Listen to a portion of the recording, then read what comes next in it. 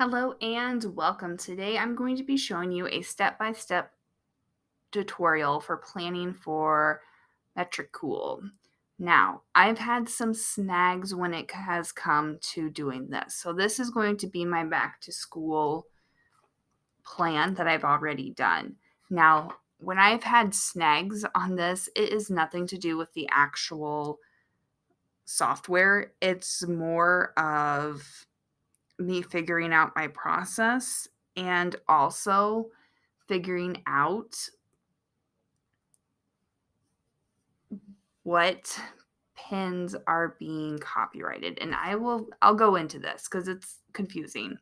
But when you are doing your plan, the first thing you want to do is you want to figure out what days you want to post, the number of posts that you will need, and what products to feature.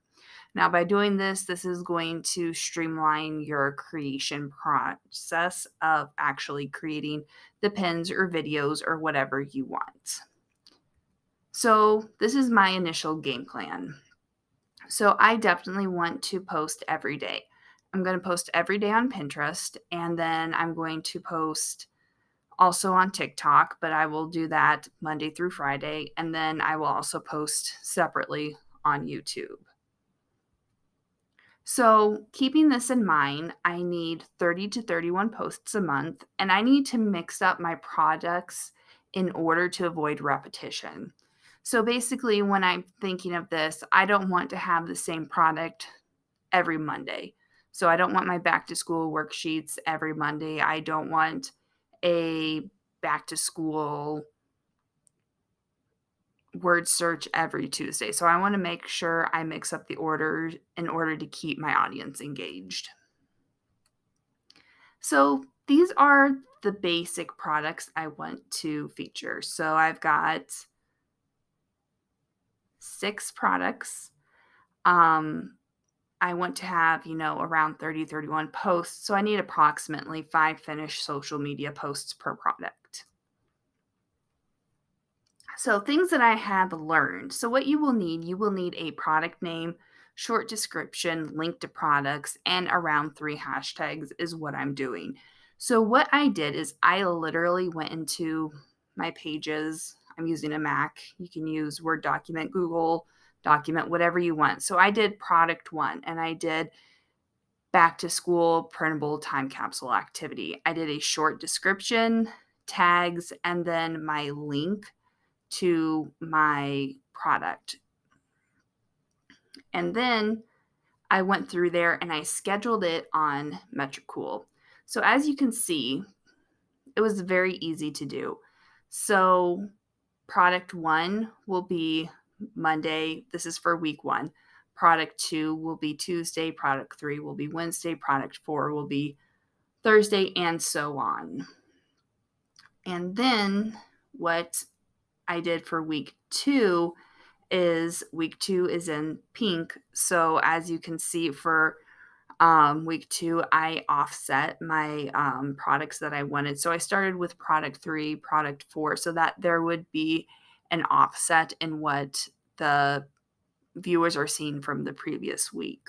So I, continued to do that. It was very easy. And then going through this, by having this set up, you can easily duplicate your posts. So you really need to have one good week of posts set up. And then what you will do is you will literally duplicate it. You will change out your video or your image, and then you will set the date. And then that's all it is.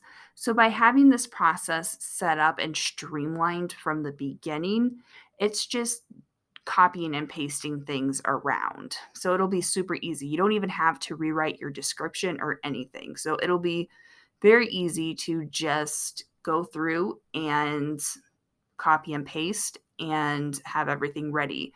And then editing on each platform, all you have to do if you want it on Pinterest, just click the Pinterest icon.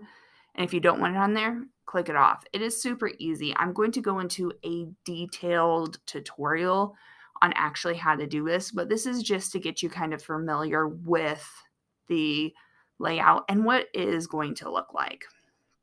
So this is super easy, but by having this everything set up, you just have a very streamlined process of what you need to do. So next video is going to be step-by-step tutorial on how to create a social media post in Canva. Now, this has been kind of not difficult. It's not gone the way I wanted to, and it's not the end of the world. So I've posted on YouTube and I've posted on TikTok and I've posted on Pinterest. And I get all of my music from Pixabay, and I have never had any problems with copyright. And I haven't had any problems with TikTok and YouTube, but with Pinterest, what is happening is that it is removing the audio from my pin. It is not the end of the world. I felt like it was the end of the world. In the grand scheme of things, it's not the end of the world. So, what I'm going to be doing going forward into my second month of marketing is I'm going to grab my audio from YouTube Creator Studio. So, if you have a YouTube account, you can just sign up for, a channel to post videos on. You don't have to post videos on it. Grab the audio from there, and then let's see if that is going to solve the copyright issues. What I don't specifically understand with Pinterest is I have posted these same exact pins last year and last back to school season in 2022, and I had no copyright issues. Audio was not taken out. So, thinking logically and what I've seen on Pinterest is I think that they're going to move more towards live streaming and stuff. I did see that there is a beta version of live streaming in Pinterest. So I'm thinking that maybe it's just they're trying to evolve their platform and they're super tight on maybe copyright issues, and I don't know. I'm not sure, but I'm not getting any strikes or anything. It's just my audio is being removed. So, in the grand scheme of things, not super, you know, it's not a big deal, but it is something to keep in mind. Maybe instead of using Pixabay, if you're doing videos, you can grab it from YouTube Studio, which is what I'm going to be doing for my September content that I'm going to post on social media. So, next week I'm going to be showing you how to do the pins, the social media stuff, and then after that I'll show you how to schedule the stuff on Metricool. Very easy, and it'll be easy to just duplicate your stuff from week to week. So if you like this video, please give it a thumbs up, and in the comments below, give me an idea of a video you want to see.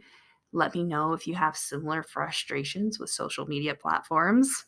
I'm learning all about social media, and that is something that I'm really trying to learn more about because that's where I've got a big gap in my understanding of social media platforms. I will see you next time.